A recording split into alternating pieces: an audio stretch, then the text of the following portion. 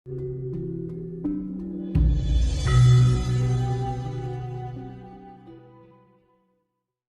nanti karena energi cakra semesta ini yang cokro panggilingan itu akan energi semakin besar, ini akan mempengaruhi emosional. Nah, emosional itu kalau kita nggak bisa menjaga diri dengan kestabilitas diri kita sendiri, terbawa, akhirnya terhanyut di dalam sifat-sifat keegoan. Akhirnya nyalahke, akhirnya merasa benar, merasa pintar. Nah, ketika kita menyalahkan orang lain, itu sebenarnya kita memukul diri kita sendiri tanpa sengaja. Tapi kalau kita berbuat sama orang lain kebaikan, itu juga ada imbasnya pada diri kita. Makanya hukum cermin itu. Jadi wong uripi kaya wong ilo, kaya orang bercermin gitu. Ketika kita mengeluarkan cahayanya biru, ya kembali ya biru. Kalau kita keluarkan cahayanya merah, yang kembali ya merah. Hidup seperti itu. Makanya dianjurkan untuk kasih. Makanya misalkan kasih kita nggak diterima, nggak masalah, itu tetap kasih kembali pada diri kita. Misalkan orang balasnya wis ben urusane Gusti Allah kan ngono to.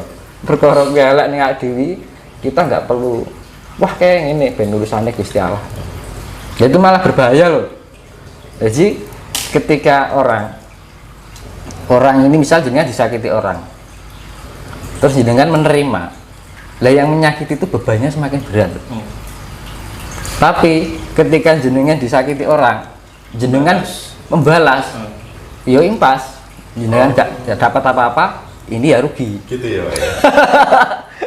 Gitu. Tapi kalau Kadang nggak bisa ngumpet, Pak. lah itu loh, namanya ego itu tadi, yang harus kita waspadai.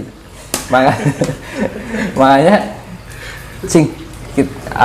untuk cara satu-satunya iki tak simpen, tak save ning otakku, ning rasaku. Aku aja lali karo sifat welas asih. Aja lali karo sifat welas asih. Itu terus. Setiap mau ngomong, kelingan welas asih. Ketika berprasangka buruk, kelingan sifat asih. Iya kan? Nah, itulah namanya kesadaran itu karena itu. Yang menyadarkan diri kita, yang meningkatkan tingkat kesadaran kita adalah apa? Ya welas asih itu sendiri. Kuncinya semuanya itu kasih sayang, nggak usah kemana-mana. Iya kan? Sak kitab itu isinya ya, misalkan satu kitab ini kasih sayang, kasih sayang, kasih sayang, kasih sayang, selesai. Iya. Nggak usah ini ayat ini isinya ini, ayat ini isinya sih, nggak usah. Jadi kasih sayang ayat 2, kasih sayang ayat 3, kasih sayang 1000, ayat 1000 kasih sayang. Udah itu teringat terus. Itu timbul tingkat kesadaran dalam diri kita. Nggak mungkin orang bu wis lah, Tuhan itu maha tahu ya, dilalah itu bejo terus ya nek mau selamat rongkaran bejo, nek wong bejo mesti selamat gitu. Prinsipnya bahwa bejo ya kan, keberuntungan, apes, kesialan itu yang ciptakan manusianya sendiri, Pak. Jadi terbawa dari pikiran dan kebiasaan yang berulang-ulang sendiri sebenarnya. Oke, poinnya dikasih sayang. Manusia itu proses, ya kan? Kalau Tuhan itu unproses, jadi manusia itu berproses. Kalau kita nggak mau berproses, ya wes, kan gitu. Manungso winenang di berbawase ono ing astane Gusti. Manusia berhak untuk berusaha. Tuhan yang menentukan, kan gitu. Kalau kita nggak mau, tapi kita mau keinginan baik, terus manusianya nggak mau berproses, terus piye ya aku harus kayak kowe. Kowe berproses semua kan gitu, nek mau Gusti Allah ngomongnya awake dhewe kan gitu. Semua itu alam semesta itu sudah diprogram.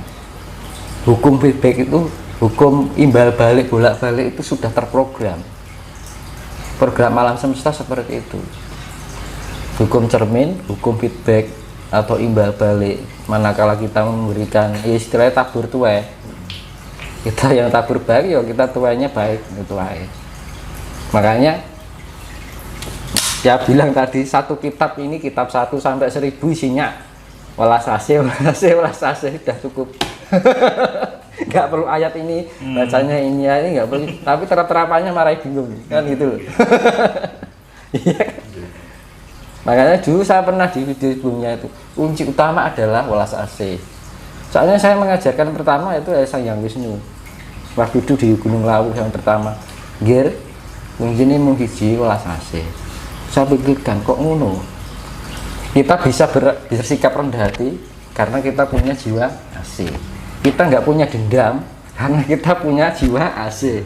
Kita tidak bisa membenci karena kita jiwa asih. Kita bisa menghormati, menghargai orang lain karena punya rasa asih. Nah, mana kita bersikap arogan? Asihnya di mana? Mana kita menjelek-jelekan orang, menyalahkan orang, merendahkan orang? Kasihnya di mana? Iya kan, kuncinya mau hiji dong, Mas. Nah, ini saya jelaskan di pewayangan ya. Pewayangan itu ceritanya Wisanggeni dan Antasena. Wisanggeni itu putranya Arjuna. Kalau Antasena itu anaknya Bima. Lah di dalam sebelum Baratayuda itu Wisanggeni dan Antasena itu menghadap ke Sang Hyang Wenang. Mau diadakan Baratayuda itu saya harus bersikap apa? Gitu. Tanya sama Sang Hyang Wenang, kamu tidak diperbolehkan untuk mengikuti perang Baratayuda. Karena apa? Cukup Wisanggeni dan Antasena pun itu sudah habis semua, nggak usah pakai perlu Pandawa dan prajurit. Terus gimana untuk menemukan kemuliaan? Karena apa? Kalau yang dihabiskan hanya Kurawanya. Lah, tamengnya Kurawa itu ada Bathara Kala sama Durga. Kalau ini Bathara Kala Durga ini nggak mati, ini misalkan Kurawa habis, besoknya lagi ini masih keluar lagi. Itu penggambaran akhir zaman yang akan datang ini. Nah gitu. Bathara Kala itu adalah waktu, artinya siapa saja tidak bisa melawan hukum karma waktu. Imbal balik ini waktu. Terus Durga itu anak sifat angkara murka yang bawa mulu ruang itu, Mas. Jadi enaknya gue panas terus gitu loh, kebencian, enaknya sifat kebencian terus. Nah,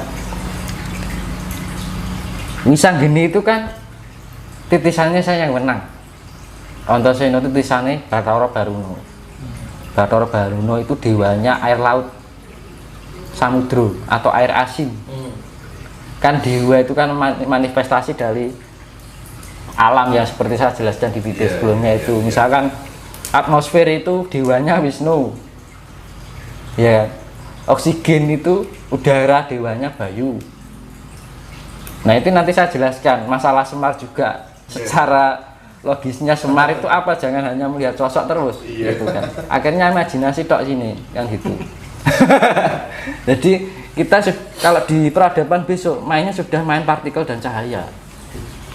Jadi sosok itu wis ora usum, terlepas dari keluar dari imajinasi.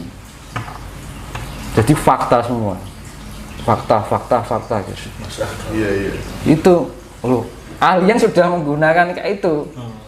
Nggak ada yang namanya sosok ini, ada sosok ini, perwujudan itu imajinasi. Alien itu sudah canggih, mereka sudah tidak memakai itu, barat itu kuno sudah. Ya namanya upgrade itu malah, Mas, kita di upgrade untuk aplikasi yang lebih canggih. Kita teraplikasikan lagi untuk sistem baru. Itu nanti saya jelaskan, ini Mas, penjelasan masih panjang ini. Nah, itu kan Wisanggeni ya. Kan di dalam hadis itu ada besok ada dua nabi yang datang di akhir zaman, Isa Al-Masih dengan Nabi Khidir. Iya. Nah, kalau diwayangan Nabi Isa itu ya Wisanggeni itu tadi. Ngebari popo gitu. Nah, ya. Kalau Antasena itu ya kan Nabi Khidir itu tadi kalau di pewayangan kan gitu. Nah, tugasnya ini masing-masing. Wisanggeni atau Isa Al-Masih Makanya kok di kalau di pewayangan kan Wisang Geni kan titisan sang yang menang. Iya kan? Kalau Isa atau Yesus itu kalau di Nasrani dinamakan putra Allah. Iya kan? Ya podo toh. Nah, Isa atau Yesus tugasnya apa? Untuk menciptakan kasih sayang dan kedamaian. Jadi melawan iki menang tanpa ngasorake. Digaya tanpa aji. Apa senjatanya apa? Kasih. Gitu loh. Nguruk tanpa bolo. Nguruknya nganggo sifat kasih. Akhirnya menjadi suatu kebersamaan. Itu loh. Jadi maksud. Nah, kan gitu. Wisang Geni kan titisannya sang yang menang. Yesus kalau dalam ajaran Nasrani putra Allah. Ya wis ta padha. Enggak kan gitu. Lah Antasena kan badannya kan seperti sisik ikan. Itu kan titisannya Bathara Baruna itu titisan dewa air asin. Air biasa, air asin beda loh. Unsurnya beda. Kalau air tawar itu H2O terbentuk dari hidrogen dan oksigen. Kan ngono. Tapi kalau air asin kan terbentuk, kenapa air laut jadi asin?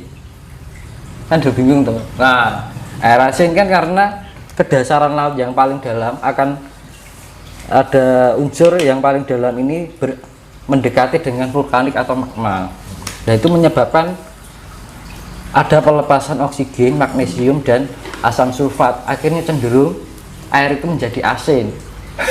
Gitu. Nah, makanya di kutub air laut di kutub dengan air laut di tropis itu kadar asinnya lebih tinggi air laut di tropis. Gitu. Makanya dengan kalau di air ya, air itu dewanya dewa Indra. Tapi kalau air laut dewanya Baruna. Nah, itu. Nah, air asin itu kandungannya netral. Jadi misalkan proton atau proton itu kan muatan positif, neutron itu adalah muatan negatif. Nah, proton dan di dalam air laut yang mengandung air asin itu misalkan proton dan neutron itu 50%. Nah, ketika proton dan muatan negatif dan positif 50% disatukan menjadi neutron, netral. Makanya air asin itu sifatnya netral. Mengolek wong pinter nambani ke anu tebarono ya lah. Kuwi lho Mas. Wong jenengan kesurupan pengen rasa dikurukiah celupe ning laut e mari. Nggih. Celup nang laut dinggo niku unsur negatif netral kabeh. Makane hukum ning laut itu luwih ngeri ning timbang hukum ning banyu tawar lho. Iya iya. Kondisine netral. Lebih bagus di air asin Mas ya? Iya, itu kan sifatnya neutron kalau air asin. Lagi ngerti tuh.